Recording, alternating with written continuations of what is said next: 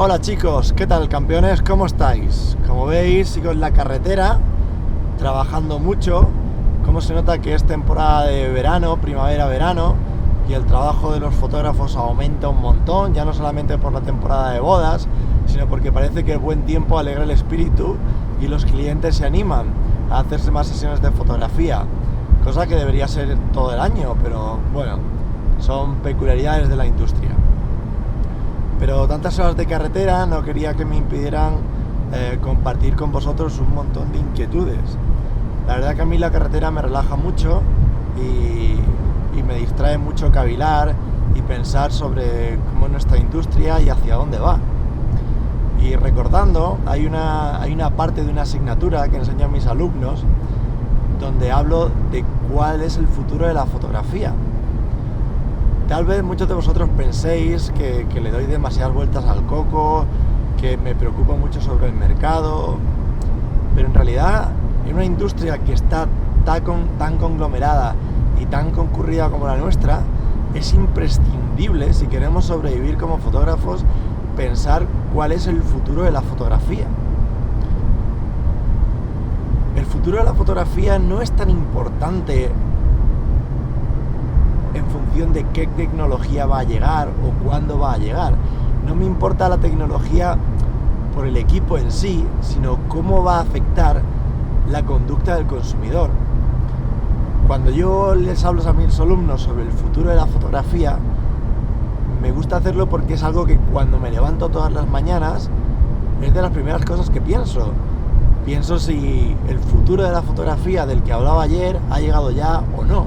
Y si el consumidor con el que trabajo ya le ha afectado ese cambio en la conducta, ya sea por un cambio tecnológico o por hábito, y por lo tanto ese cliente me va a demandar algo diferente.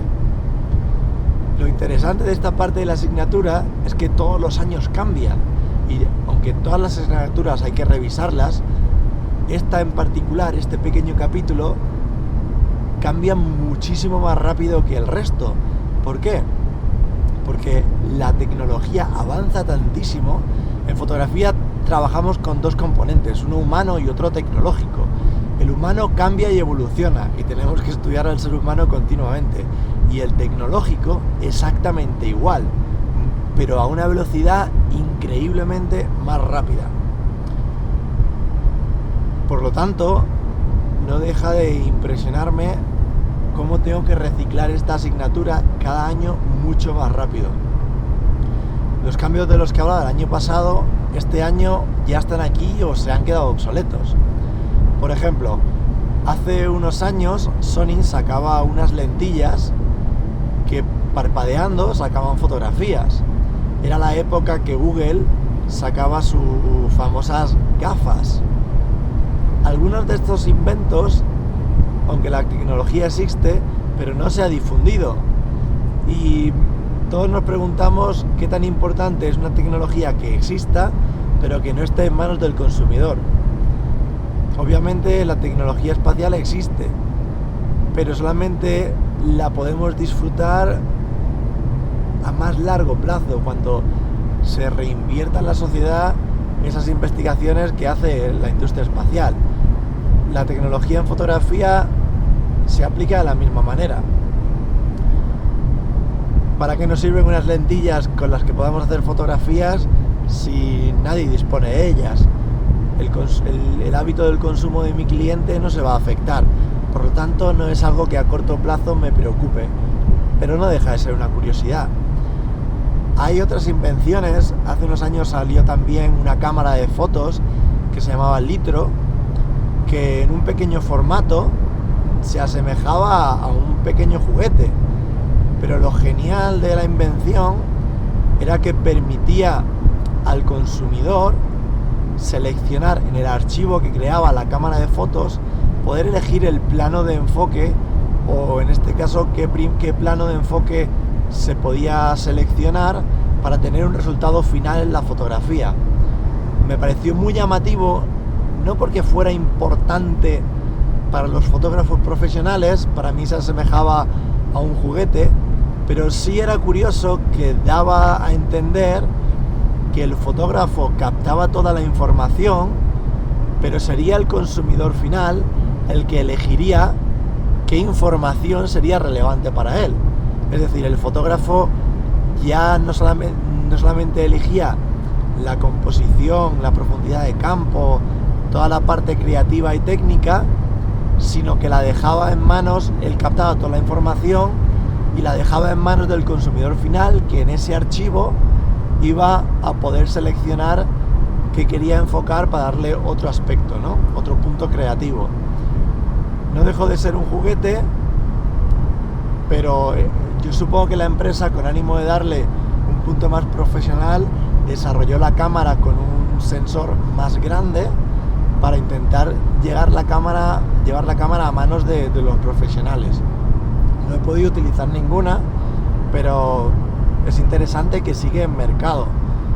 Pero no he visto un comportamiento del consumidor que haya sido afectado por este avance tecnológico o por esta cámara de mercado. Sí me parece muy importante, y es un avance que este año me ha sorprendido mucho, ha sido que el doctor Nayar, que es un profesor de la Universidad de Columbia, con su equipo, ha desarrollado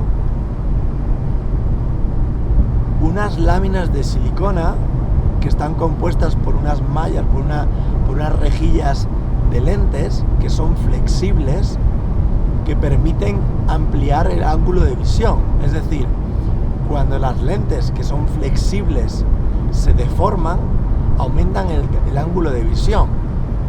Me parece un hallazgo impresionante. Ya no solamente porque hablamos de fotografía esférica o fotografía panorámica, no. Hablamos de fotografía con un ángulo de 90 grados. Imaginaros que podemos tener aplicaciones en los vehículos para cámaras en esos puntos y ángulos muertos que los conductores no podemos ver, y con una cámara así podríamos solucionar. Obviamente esto nos lleva a que si tenemos lentes flexibles necesitaremos pantallas flexibles, pero eso LG ya las ha desarrollado. Y hablando de una aplicación en el mercado de productos tecnológicos, la industria del fútbol ya todos la disfrutamos con pantallas curvas, y de eso se tratan las pantallas flexibles. La industria de los móviles está mirando muy de cerca este tipo de pantallas y ya tenemos los primeros pasos. Supongo que será cuestión de años que esta flexibilización de las pantallas siga en mercado. Fijaros que que este departamento de Columbia, al cual le he pedido una entrevista para el canal de YouTube, porque me parece un campo fantástico de investigar, y además tienen unas ideas sobre la industria muy inteligentes. Pero no me han dado una respuesta todavía, supongo que estarán hasta arriba de trabajo. Claro, necesitamos pantallas flexibles para objetivos y lentes flexibles, y por lo tanto los sensores cambiarán. Pero esta gente va un pasito más allá, y si nosotros utilizamos la luz para generar una imagen, ¿por qué no utilizamos esa misma luz?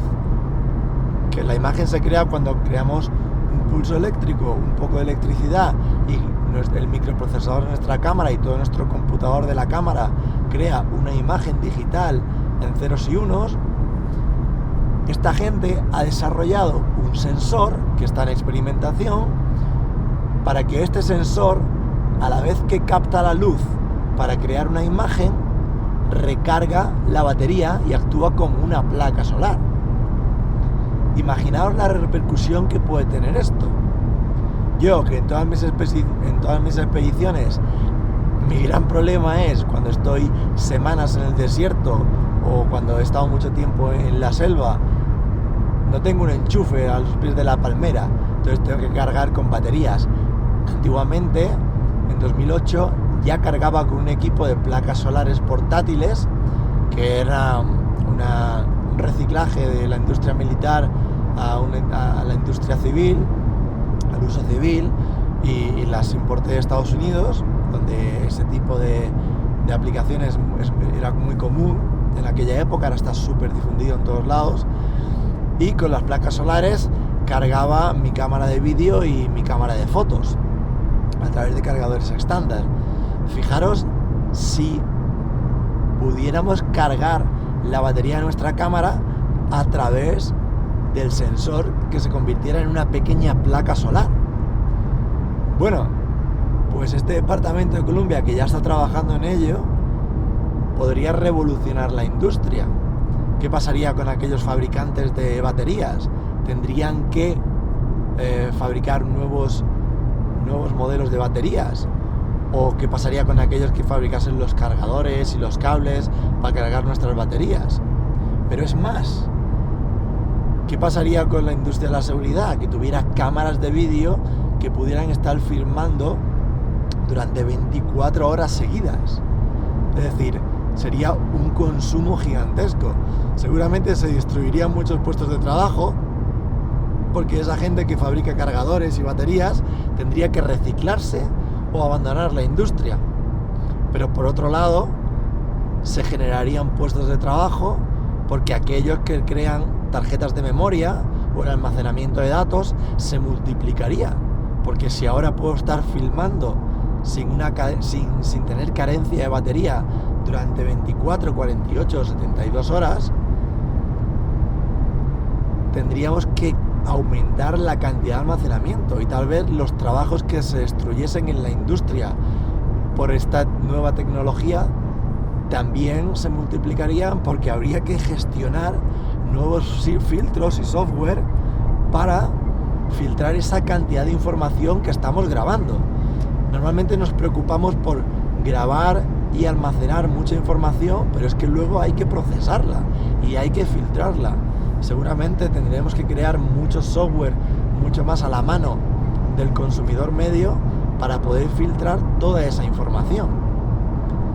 Y mi pregunta es, si el consumidor entiende que se puede estar filmando durante muchísimo tiempo,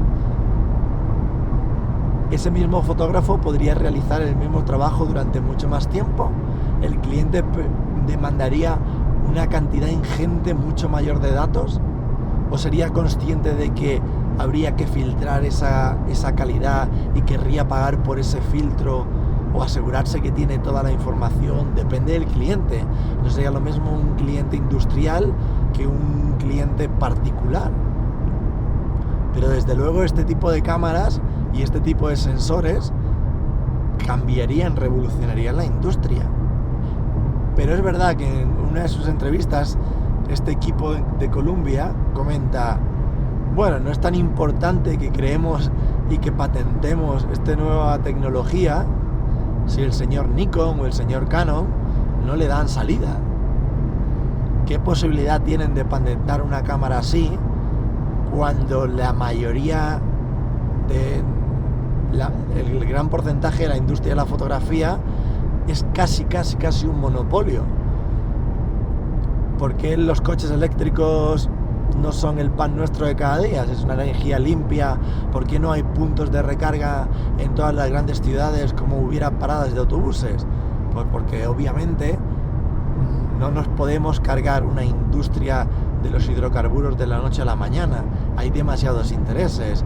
Podemos entrar en la polémica, en la moralidad, en los puestos de trabajo, etcétera, en cómo se reinvierten los impuestos que se pagan de los combustibles en seguridad social o en carreteras. Es un debate amplísimo, pero obviamente si queremos hablar de teorías de la conspiración, no nos vamos a cargar es imposible que nos permitan que nos carguemos una industria de la noche a la mañana, sean petroleras o sean las grandes industrias de la maquinaria de fotos. Por lo tanto, obviamente estos pequeños innovadores tendrán que pasar por el filtro de las grandes industrias. Pero no deja de ser interesante por dónde van los tiros. Obviamente, una de las grandes vías de la fotografía es que va a ser, como toda la tecnología, más pequeña, más portátil, porque todos lo demandamos. Las cámaras las cámaras sin espejo son una demanda del mercado porque necesitamos cargar menos peso y poder viajar más tiempo sin cargar de grandes equipos. Las luces, habéis visto, yo utilizo ya, por ejemplo, Litra, que es un pequeño cubo de luz para mis vídeos, como el que estoy utilizando ahora en este vídeo, o para mis expediciones. ¿Por qué?